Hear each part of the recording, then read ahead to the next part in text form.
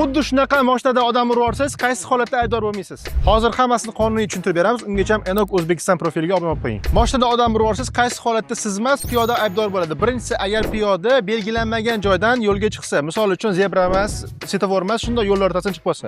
Ikkinchisi, to'satdan chiqib qolsa, ya'ni reski sakrab qolsa yoki reski chiqib qolsa. Uchinchisi, mast holatda to'satdan yo'lga chiqib qolsa. To'rtinchisi, agar piyoda qorong'u joyda yoritish vositasiz harakatlanayotgan bo'lsa, agar haydovchi urib ketsa, piyoda aybdor bo'ladi. Lekin haydovchi piyodani ko'rib turib, qasddan to'xtamay qolsa, bu sudda ko'riladi, kamera, guvohlar yoki registrator orqali va ayb baribir haydovchiga yuklanishi ham mumkin. Ma'muriy yoki jinoiy javobgarlikka tortilishi mumkin. Haydovchilar o'zingizlarni aybdorsizliklarini isbotlash uchun albatta video registrator qo'yib olinglar, chunki video registratorsiz bu narsalarni isbotlash qiyin bo'ladi sizlarga. Ushbu videoni biz yopiq territoriyada oldik va gapirgan gaplarimizni hammasini O'zbekiston Respublikasining Ma'muriy va Jinoiy kodeksidan oldik. Kodeksdagi qaysi moddalarni olganimizni bilmoqchi bo'lsangiz, kommentariyani o'qing.